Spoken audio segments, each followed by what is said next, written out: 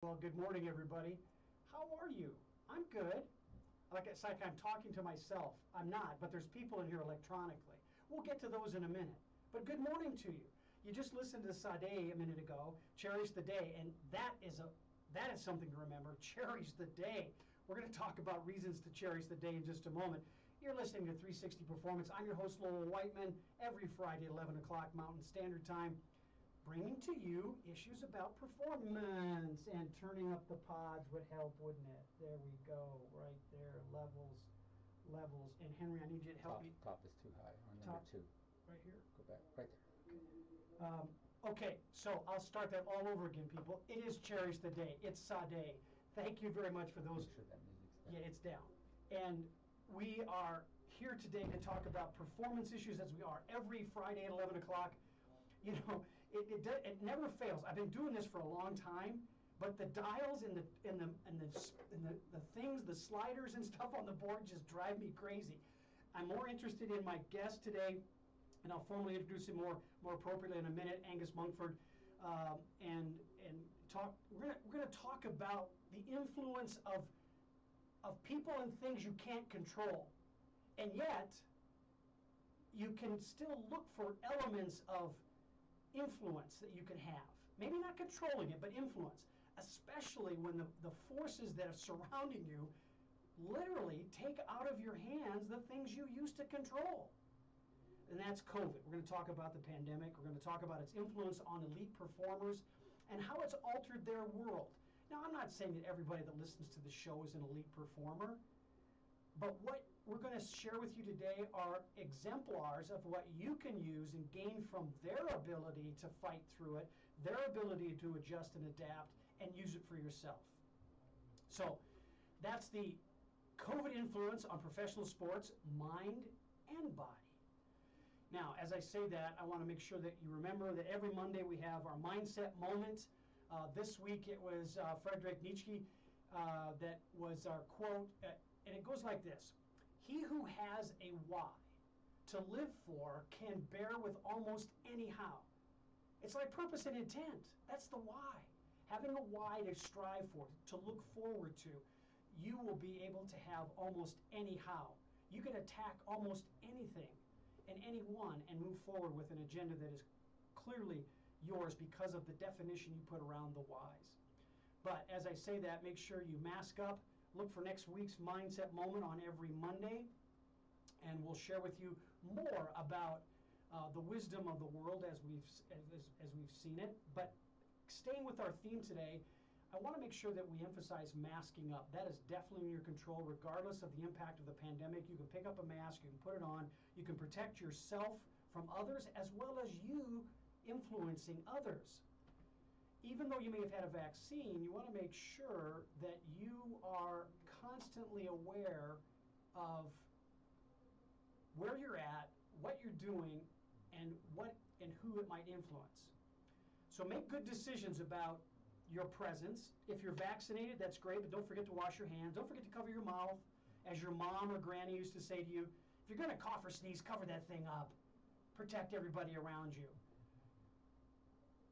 And make sure that you use good judgment on the distancing around you and the people that you hang out with. We're getting better guidelines for that.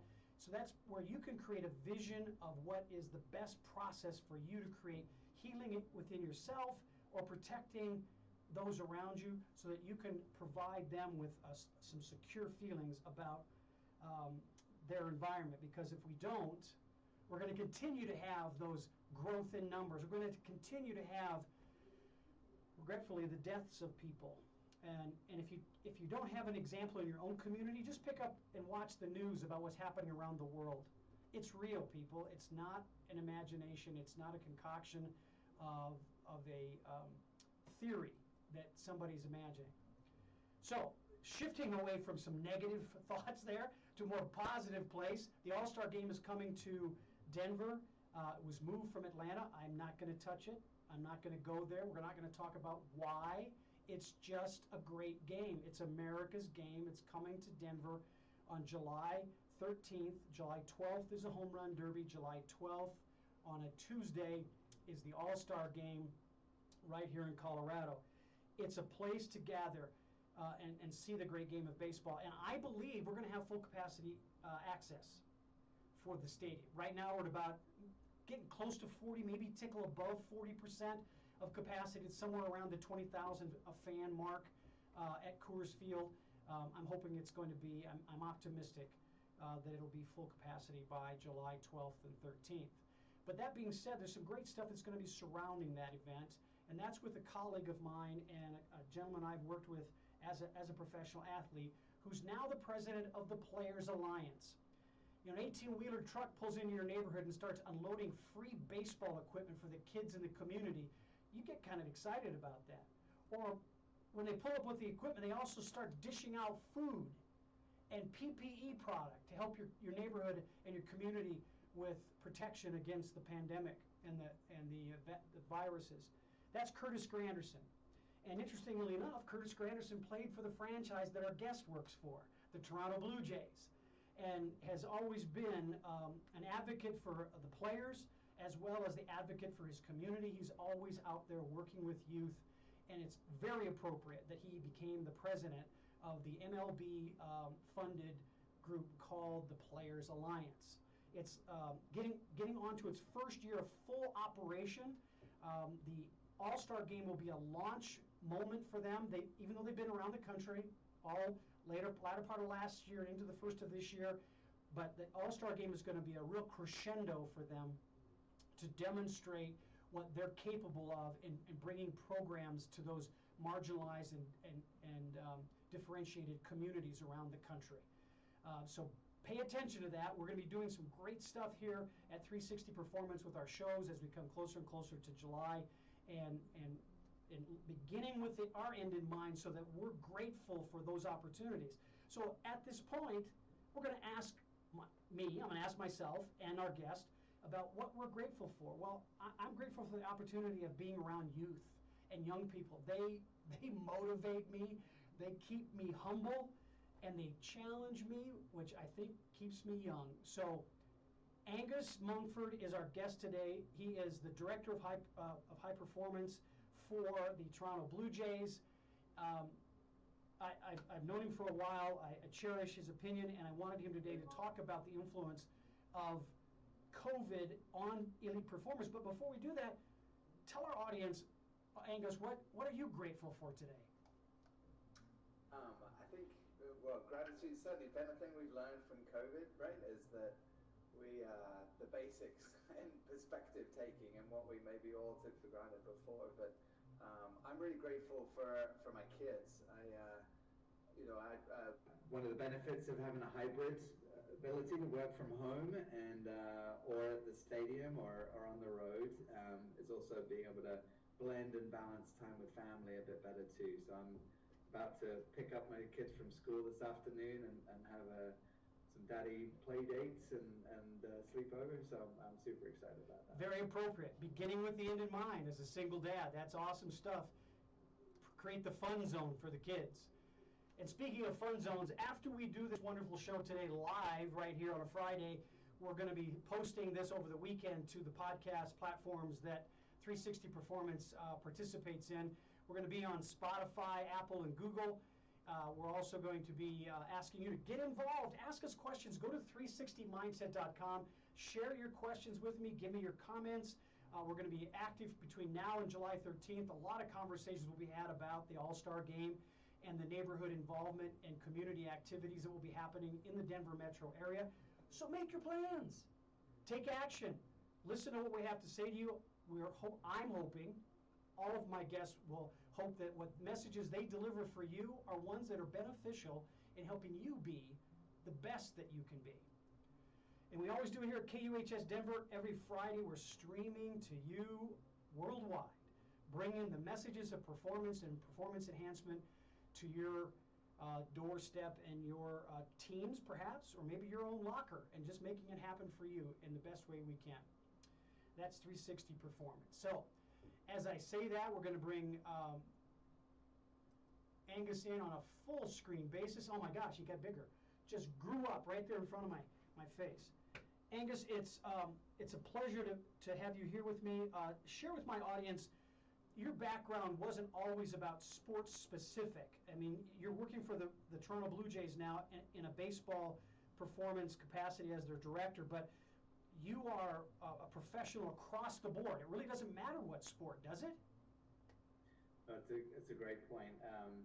So I was very fortunate to get recruited by Mark Shapiro, president and CEO of the Blue Jays. And, when his time with Cleveland, they were looking to get any competitive advantage they could, and that was looking outside of the game of baseball. And so, but I was lucky enough to spend the first 12 years of my career outside of my PhD at IMG Academy, which is, well, you and I met exactly. way back as well. And IMG is just a fascinating hotbed where it's probably best known for Nick Bollettieri in tennis and Murray Sharapova, Andre Agassi, and their stories, but actually has become just this massive playground for youth sport, primarily across tennis, golf, basketball, baseball, all these different amazingly rich story traditions around coaching and development, but also evolved into preparing NFL prospects for the combine, for a bunch of lottery, first round picks. Same thing for the NBA, again, preparing a segue from college to the pros and MLB.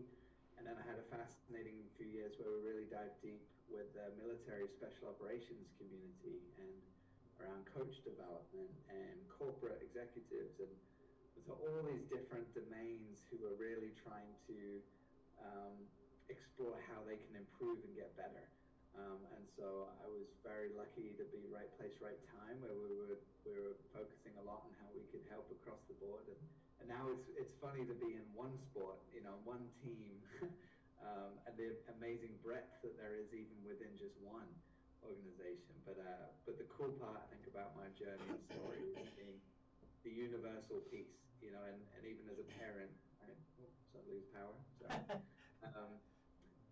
Even as a parent, like, we're all performing, right, in our own way, and there's some universal truths of that our mindset impacts, and how we influence others, how we learn and grow, and how we perform under pressure. Like, those things are really actually pretty consistent, and our context around that changes. You've set up our discussion fairly well because of the broad nature of your experience, and I'm going to start us off by just saying the pandemic in a lot of ways has just irritated me. Not that it's here. I'm going to deal with it. We're all going to have to deal with it, but it's what it has caused me to deal with that's irritating. I have to be secluded in many regards early on. Now it's a little bit better, but my processes have been altered. That step 1, step 2, step 3, and any agenda I attack has been altered in some scope or sequence, and so that's a bit irritating. And I can only imagine as we approached February and pitchers catchers reporting, even the planning process of that. We're going to get into the football, rookie season with their training and stuff. That's going to be altered from past years. So the veterans' remarks about how to handle that in rookie conversations is not going to be the same because they don't have that experience of having to deal with the COVID alteration of their preparation. So as a coach to them, or as you as a coach to them, I get pissed off just vicariously talking to them and how frustrating that is. So my first question, is there an increase in the, kind of that mood swing because COVID's restricting the old methods of how to get ready? That, gosh, I come in sullen. I'm walking with my shoulders slumped over when I walk in the locker room. I got a mask on now too, by the way. Where I'm fingerprinting myself as I walk through 3 different doors before I can get actually to my locker. All of that structural change has got to be irritating. Are you seeing a frustrated emotional change, almost depression, in the moods of athletes? It's a fair question. There's a couple of things. One, a mutual friend of ours, Trevor Moad, had a great expression that I do think about a lot, which is that change is inevitable and growth is optional. So I think one of the fundamental things we're talking about is change, right? Yeah. Oh yeah. And I actually think that a lot of people have been, there's a little perspective that's added in here, right? Because I think that guys are actually grateful to be in the facility, and they're grateful that games are happening. So like they know that the bar is, they could be home and remote, and that sucks.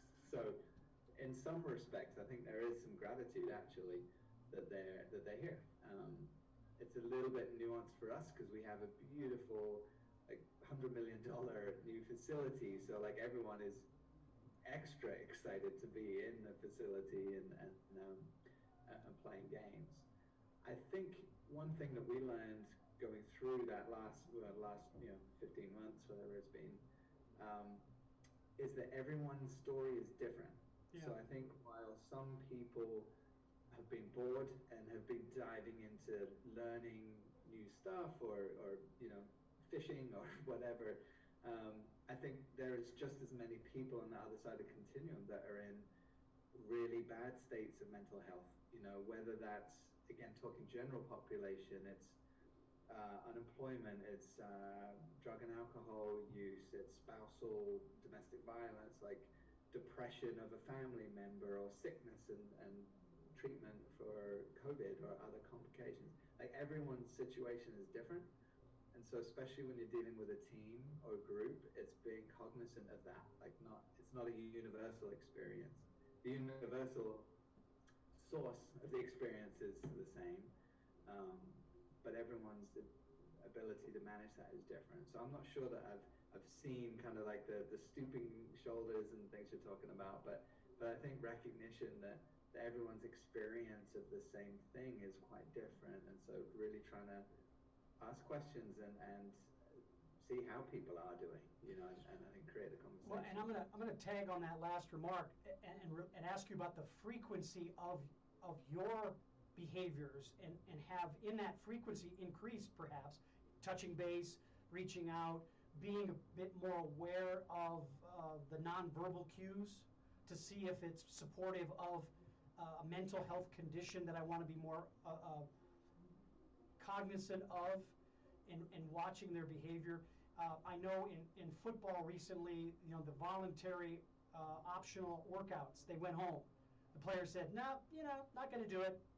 And some made excuses that the facilities and franchises weren't ready, weren't prepared well. I think that's all bunk, because I've been around to some of those facilities and I've seen how well, like Kansas City, the Chicago Bears, the Denver Broncos. I mean, I wasn't being facetious when I said like 3 different entry levels of screening before you could even get in the practice facility. So they don't have a lot of excuses. Now in baseball, we have, yes, it's a team sport, but it's individual skills. So you come to the facility as an individual, you hang out in the clubhouse as a team, you get on the field as an individual, and you generate a result as a collection of the parts.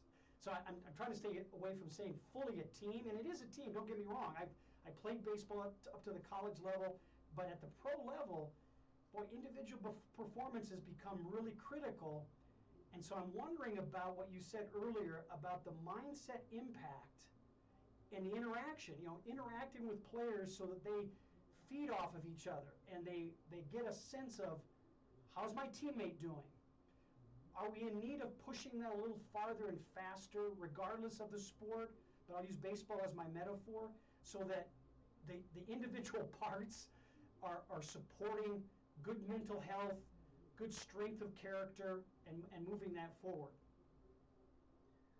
Yeah, I think on a number of fronts, I think MLB have done a nice job, and I think generally you're seeing it across sports with bringing mental health to the conversation, more directly.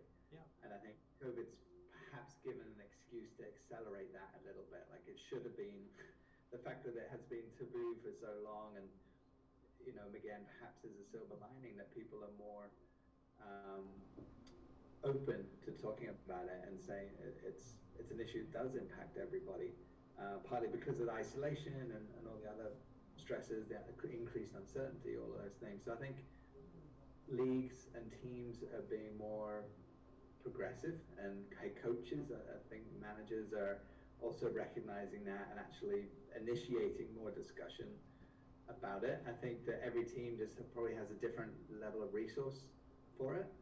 So, and the resources are not just referrals, right? It's actually, it's in-house experts. It's Yeah.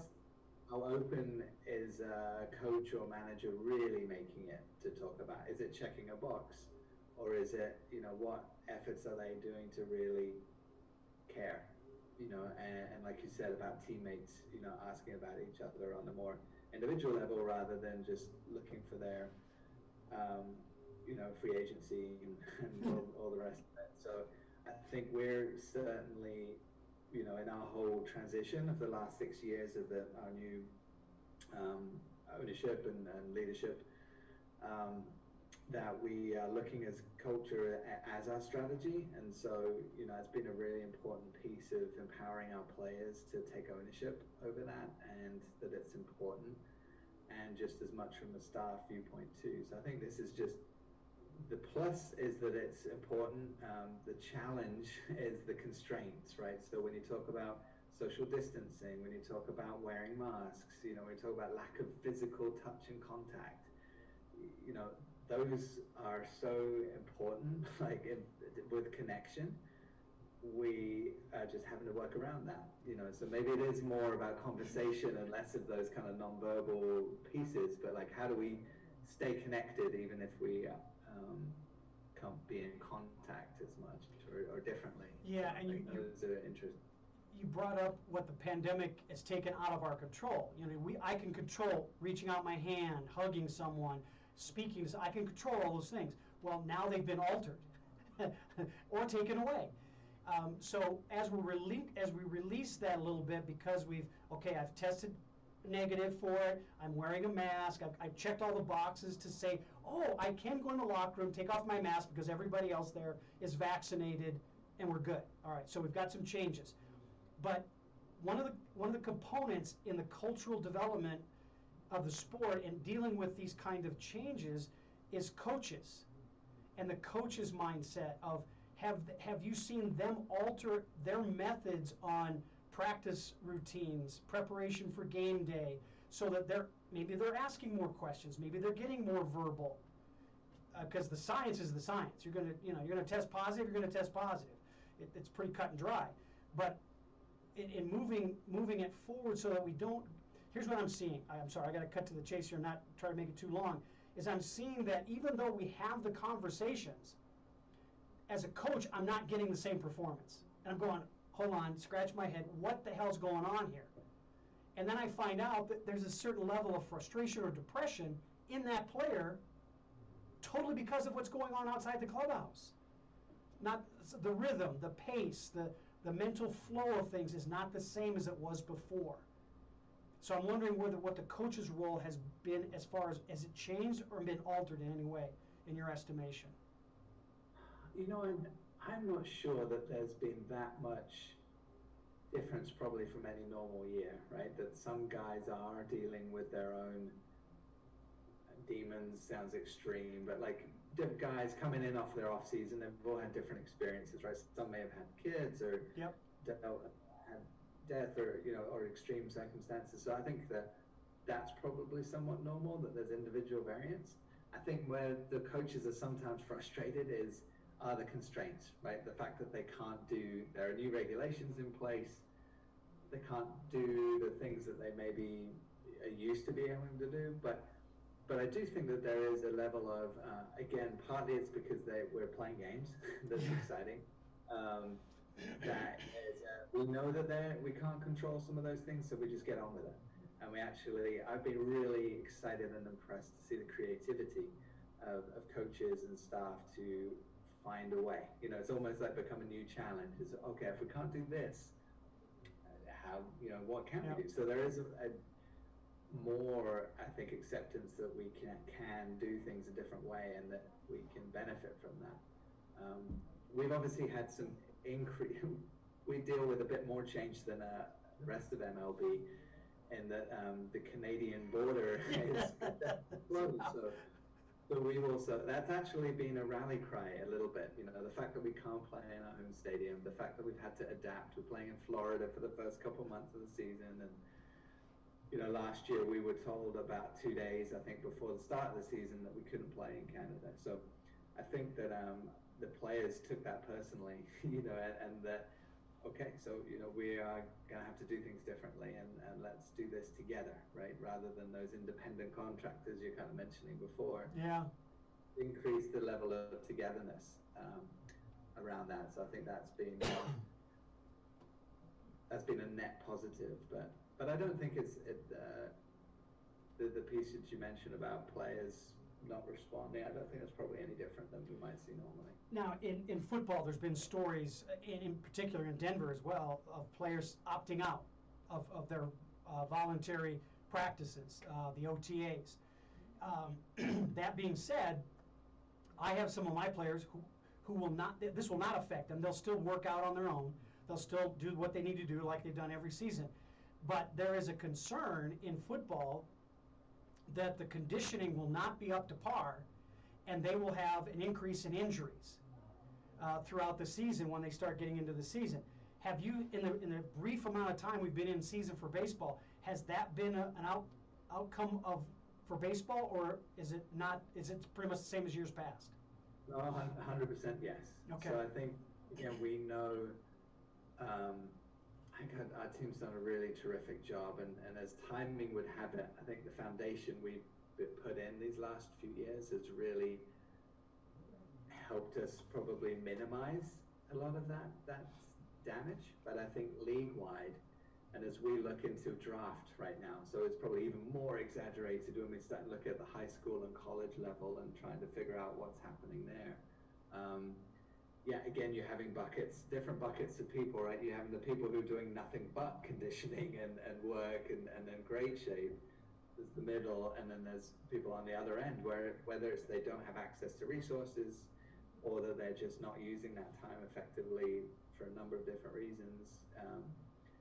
There's a big gap, you know, a big range. So when they do come in, and I think that's the downside, like I understand why the Players Association wants to protect access and give autonomy to players, makes a lot of sense. I think the downside is that it really does limit the staff of the organization to be able to help prepare.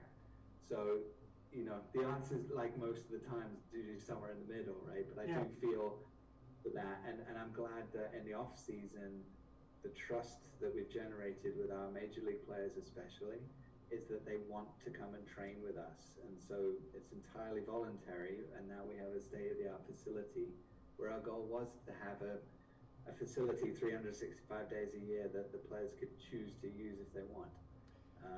And so, you know, I don't take that lightly because there's a lot of trust involved there. But I think we already are seeing injuries at a higher rate than maybe normal. That's because of this diverse use of the last year and the restricted number of games and things that were played last year and the workload impact of that.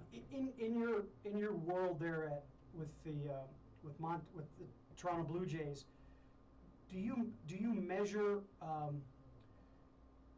a player's desire for certain aspects of their game or their preparation?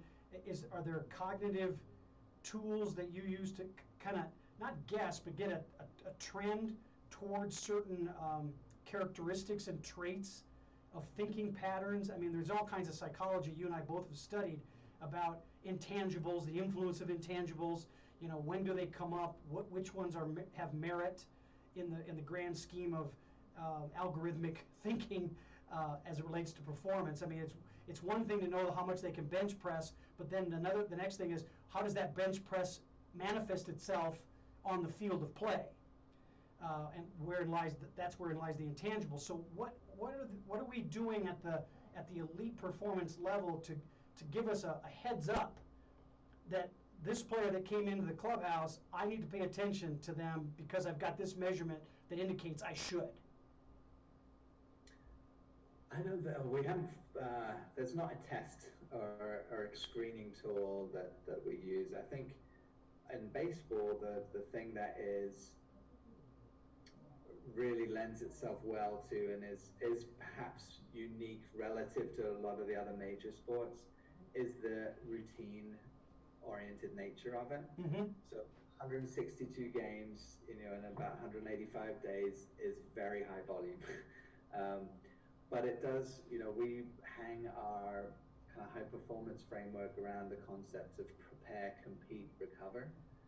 And so literally, as players come in each day, they are going through their daily routines, whether that's their starting pitcher and they have, 5 or 7 day routine, or they're a position player and potentially starting every day, they do have a pattern of thoughts and actions that they go through on a daily basis and interactions too with our staff around that team, both at the major league level and at our affiliates.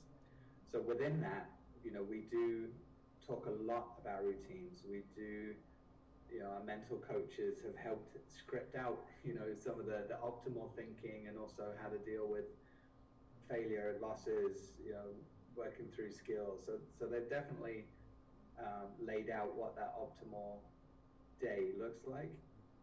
And they have checkpoints throughout the day where they're interacting with staff and certainly, paying attention to how people are doing and integrating that into, the workload patterns that we're also trying to monitor too. The goal being that players are available and able to give their best on the field that day and will adjust around the edges, and understand what their needs are and have that conversation. So I think that's somewhat unique to baseball and the way how structured that is on a daily basis.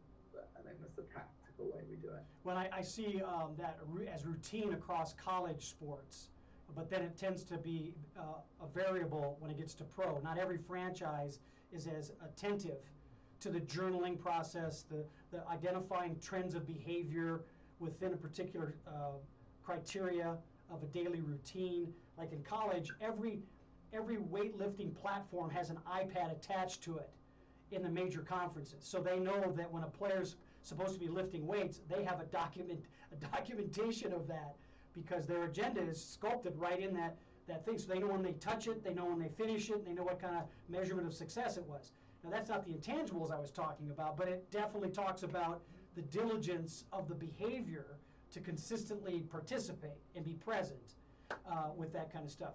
And I know that in professional sports, there's the resources to do that, but not always the drive to document, because they feel, well, next man up. If you haven't done it, get out, go away, bring the next man up, and hopefully you've done it. But it sounds like I know that Cleveland too. Your leader there, Mark, is he comes from a program in Cleveland where they were one of the originals in mindset management, mental conditioning. So that just would seem logical that Toronto would be part of that whole structure going forward with his visions. This is a long way around for me to ask you this question about the impact of any change, but in particular COVID. As we come out of this, are we learning enough about behavior that we should be pushing harder once it's a clean slate? Because we've been limited, so we've seen what the limits are, we know what our potential is, so do you anticipate us pushing harder and faster? Because now it's open. We're unferreted. I think have to redirect me if I'm interpreting right. I think one of the bigger things that probably isn't getting as much attention or airtime for a lot of your listeners is the fact that we have 25 players on the major league roster and a 40-man roster overall. But the reality is we have like 250 players, and so there was a lot of our minor league system that didn't get to play at all. Yeah. And there were only limited spots that we could have in for camps, in the end of the year. So, one of our biggest challenges was actually the opportunity window, for a lot of those minor league players. So there's definitely a sense of urgency that we are helping develop them, and that we're not creating a gap, a little bit further down the road, and how creative we can be about training when we can't have people in the facility or to your point, what kind of mental training and preparation or reflections that we can utilize to accelerate learning.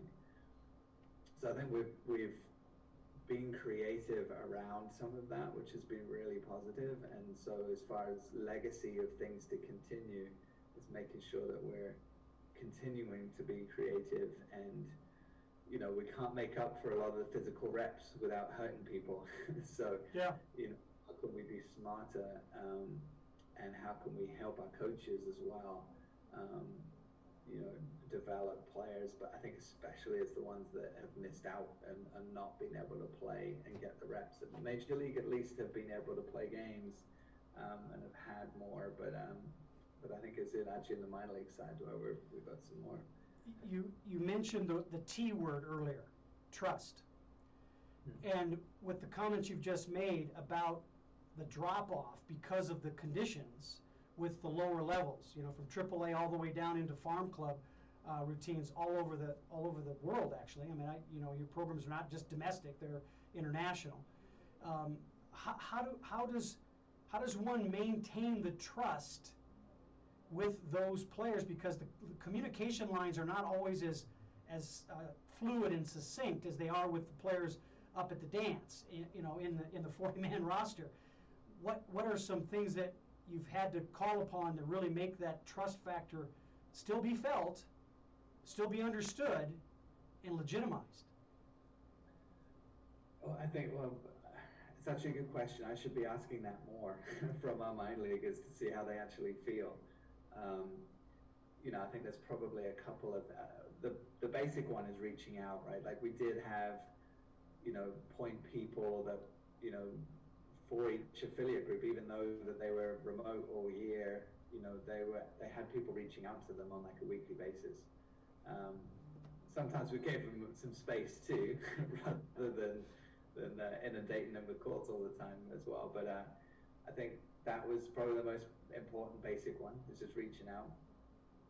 But we also had, online programs for them to follow, ask for videos, and yep.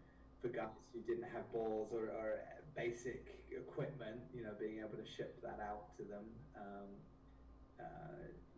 So that was key. And I think, another fundamental one was pay as well. So like for our minor leaguers, MLB suspended all contracts, and that included staff as well as players. And so we are very fortunate that our ownership was in a position where they were able to continue to pay with minimal disruption, both staff and players, and that went a long way for sure, because there were other organizations out there that weren't in a position they were able to do that, and a lot of people got furloughed. A lot of minor leaguers didn't get paid, so I think that is really important too. I know it's context specific, but it was really great to see the Rogers Corporation continue to invest and support everyone through that. Well, and that, it's sometimes sad to think about it, but that's a competitive advantage, where the organization is capable of financially and fiscally being responsible to all levels of the organization, puts them in a position down the road to outcompete others that can't. Now, that's the capitalist recipe, right? It is what it is. And yet, in our world today, especially in the United States and other parts of the world as well, it's everybody gets a ribbon. Everybody gets a trophy. Well, that's not the mindset at the pro level. And as I say that, there's yet the feeling is the same, whether you're 9 years old or 90 as a competitor. You still feel a bit of a hurt that I'm not being paid attention to. And so I'm going to ask you a question that's the counterintuitive point to this, is that the player has a role in this. And that as a monitoring of the behavior and the frequency of the behavior, those players who step up more frequently and ask for help might be the ones that are going to be the champion on the mound or the skill position hero in a game. But interestingly enough, in kind of a twisted sort of way of getting a positive, you've got this monitoring device through a pandemic scenario of who are my real champions, and they may be unlikely recipients because they're the ones that have that intangible stick-to-itiveness to fight through it and constantly get on the phone and bug me all the time. And I'm wondering if you're seeing any of that happen, because that would be a measure of your trust, that they trust you enough to keep bugging you, that they're going to get a response. Are you getting some of that kind of feedback and stories of players from unlikely places stepping up? Yeah, it's interesting. One of the other silver linings to all this is because it's universal, I've been able to talk a lot with my counterparts across the world. So whether it's like English Premier League or international rugby or all sorts of different domains and industries. One of the things that we've all noticed and mentioned, especially for like the equivalent of minor league guys, is also the autonomy, like the fact that, and accountability, the fact that players have had to take ownership over themselves and what they're doing. Like that, yes, we may be checking in, but they could just as easily be sitting on the couch, right? For guys actually taking control of their career, of their program, and coming back in tremendous shape, or asking those kind of questions, thinking about what they can be doing, and reaching out to us for resources. Like, yes, like we've definitely seen that, and that's been really exciting to see the guys who've made gains. And I do think that sometimes in our efforts to make life easier for players, and so they don't have to think, it's very easy to disempower them, right? And that they end up not maybe learning some of the skills or taking ownership in quite the same way. So I know that there's a sweet spot between the two, but I think we've certainly seen and experienced some of that, and it's been cool to hear a lot of other leagues and sports have said something similar too. So yeah, I'm glad you brought that up, because there is a pattern of behavior across all professional sports that I've been identifying with. And I say all, but I have to say that I don't deal with curling, so that's a professional sport I don't deal with. So it's not all professional sports, but I cover a number of them. That this is a time when those who adapt to challenge well step up to the challenge, and being cognizant of that organizationally at all levels is really important. Again, back to the competitive advantage. So I'm wondering about the scouts and Major League Baseball, for that matter. Are they aware of these pockets of extraordinary diligence in staying firm and resolute through the pandemic, especially the scouts, so that when they go into the field, when they're allowed to go back and watch college and high school baseball this summer, that they've learned from the experience of the pros and the rookies from last season that they put into the system and how they dealt with it. So now that they're looking at these kids in a different way, through a different window and filtering system. And Major League Baseball is messaging into communities in ways that promotes even more interest in baseball for different reasons than they've ever talked about before. Yeah, I think it's there's so much unknown, but I do think those skills are important to recognize, right? And if understanding what players have been doing on their own, how they have adapted and shown ability to adapt. Certainly for us, once we know once we draft or acquire a young player, we know that they're going to have to adapt. The funny thing is, like, they are the best of the best in their region or conference or college, whatever, but we know that they're going to fail at some point. Like, even our best players who raced through our system, like Kevin Biggio, Bo Bichette, like Guerrero, like those guys went through their minor league careers probably as quickly as you can see a position player do it. But they struggled. They had their moments of really being tested in a way that they hadn't before. And so we're seeing players' ability to adapt, seeing their ability to be self-aware, make changes, be open, manage constraints and frustration. Like, those are all really relevant to the things that are going to happen throughout their minor league career. So that we do want to know that. We do want to see that. Do you think the scouts are getting that feedback from either yourself or the coaches up at the league so that when they go in the field, they're changing their filters a little bit, asking different questions of mom and dad and people that surround that young player? Oh, for sure. Well, one of the major objectives we have as an organization is making sure that we're integrated, right? So that we're looking at the physical, mental fundamentals of a player and how those relate to the scouting projection of what this player might become. So I think like most teams, we're leveraging more experts into that scouting process and assessment process. So for sure, our scouts are looking at that, asking those questions. I think our ability to actually see it is probably the bigger challenge of actually having access to colleges, high schools, yep. Especially the nature of the remote stuff.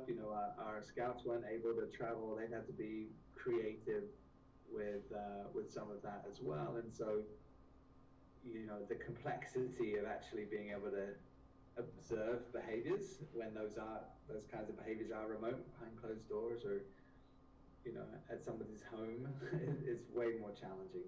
So if it wasn't challenging enough to get compare apples to apples, it's more complex now. But maybe that's where some of the competitive advantage can be for teams. I'm going to take a pause just for a minute, but remind everybody that we're here at 360 Performance talking to Angus Mungford, Director of High Performance for the Toronto Blue Jays.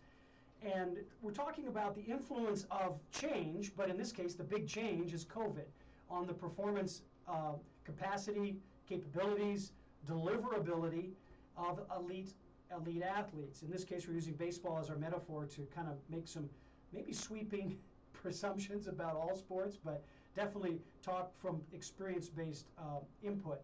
So as I say that, I want to remind you that if you go to my website, 360mindset.com, excuse me, you could get a picture of your capabilities. What drives you? What is your desire? You can measure your capacity to be that outspoken, out front person, or you can measure the level of participation as a team leader by taking an assessment that I give to every one of my athletes mandatorily, because I don't have the time to take weeks and weeks understanding where are you coming from, what drives you, what's your desire for stuff. I need to get measures right now. So go onto my site, 360mindset.com, and take a look at the RMP assessment, and take that, and you'll find out some great measurements. And if you want, I'll talk to you too. Never a guarantee, but I could talk to you. That's part of the process. 360mindset.com. You're listening to the KUHS Denver every Friday at 11 o'clock. We're streaming to you all over, gosh sakes, all over the world. True radio professionals would really know how to take care of this voice much better. But, I'm not a true professional. I'm just a hack. So we'll just have to deal with it. As we were talking, Angus, I was thinking about the All-Star ballot, and it's going to be coming out, if it's not already out, in fans' hands to make a choice. Give me some of your insights about where fans should be looking at the Toronto Blue Jays roster and making All-Star ballot picks. What are some names that you would recommend they should look at?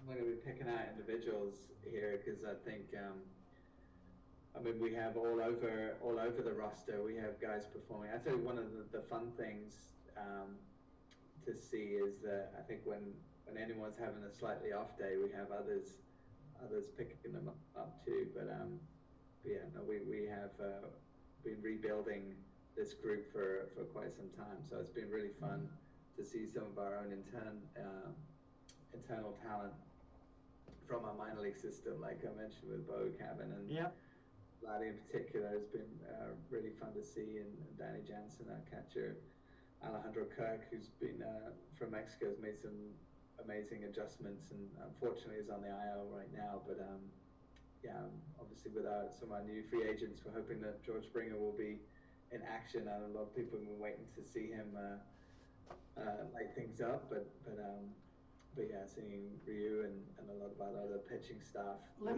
me guide your thinking a little bit. So in the bullpen, when they're out there hanging around, feet are up, on a bucket of balls, just watching the game, some of the guys bitch because somebody's having a great game and could go 7 or 8 innings. they're going, oh crap, I'm gonna be out here just sitting, drinking water. Why can't he just like go 5 and then I'll get to go in? That kind of thing. Who's got the best? Who's the funniest guy in the bullpen? Who's the guy who always brings the laugh, always brings the great story? Who's that jokester guy in the bullpen? Man, I'm not sure we have a pure jokester. We do have a really good group. You know, it's funny. I know that we have one of the highest, lowest ERAs of any bullpen Yes, in, you do. baseball right now, which is great. But the cool thing about that is that there's not a superstar closer or a go-to guy in there. It genuinely is a great group from the Ryan Baracchi and Jordan Romano came up right. All right, now you mentioned John's name. And that makes me wonder about who's got the loudest vocal cords in the bullpen.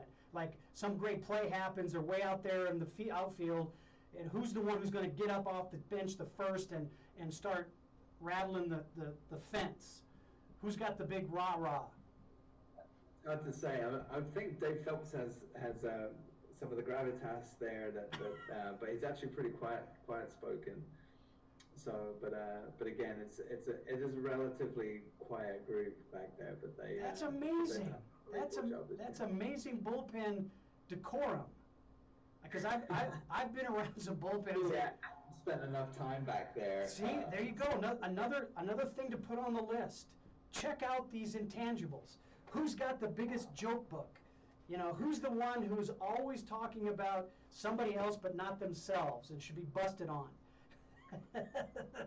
All right, I joke a little bit to digress from not such a serious thing, but something that I wanted to broach with you about. You know, travel is a pain in the rear end regardless of COVID. But now we've got COVID in the play. What has changed with the professional sports world, in particular baseball, in how they've modified their travel? Are you guys masking throughout the entire travel process, or is it just in the airport? And I mean, break it down for me. What has travel changed?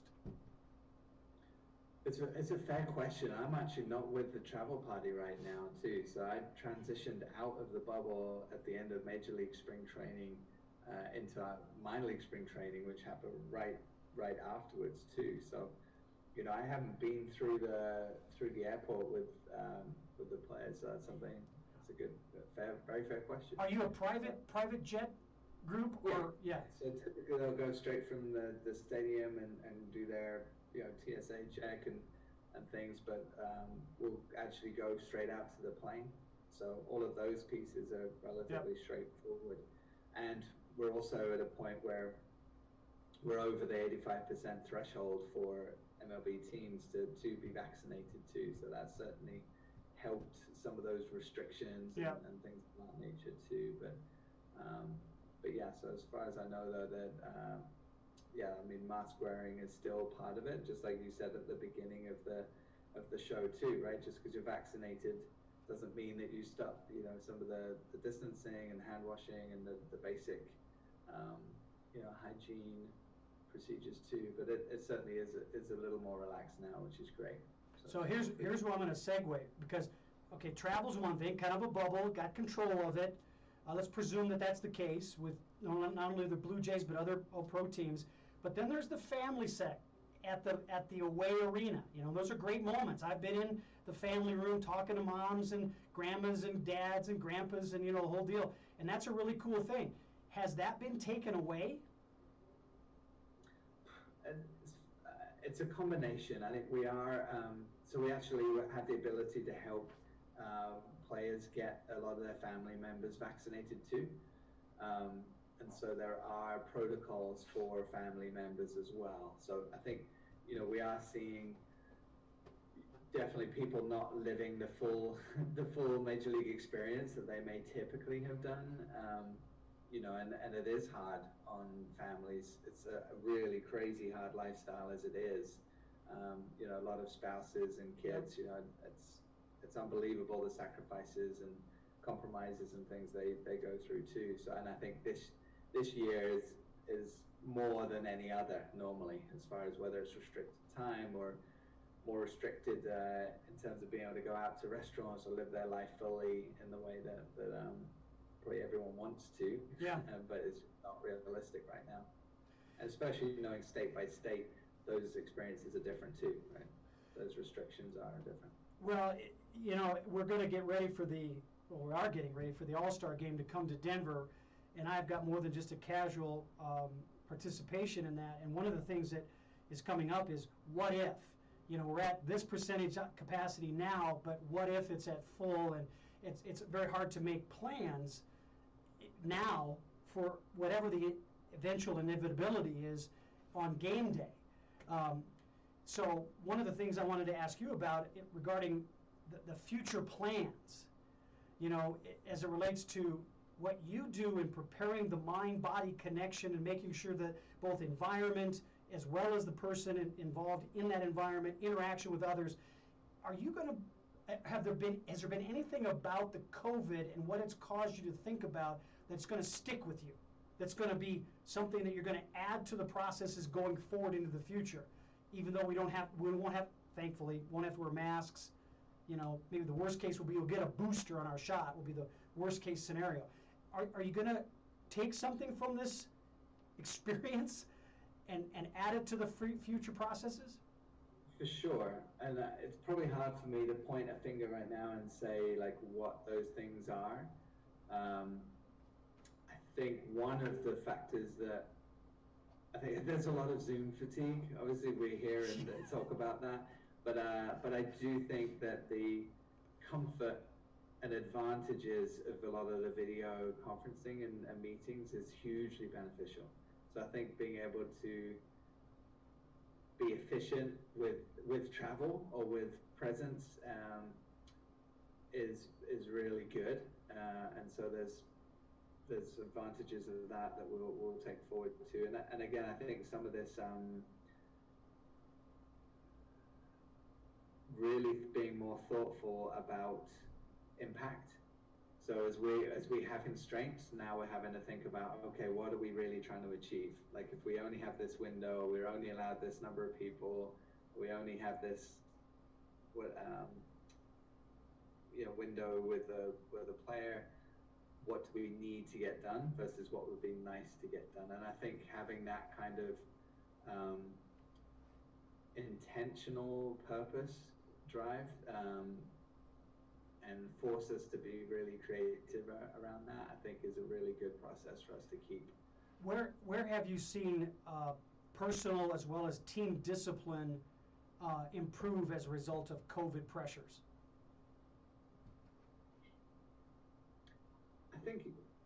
I think when we're trying to arrive at those kind of decisions that I'm talking about, where it's like if it's schedule, Mm-hmm. or if it's a player's workload, or it's like who needs to get specific work done, like the collaborative discussion and everyone's egos kind of being taken aside and saying, okay, like we know this is not ideal, so what is it that we really need to do? Like I think that collaborative emphasis and task emphasis sometimes, rather than letting the ego get involved too much, has been refreshing.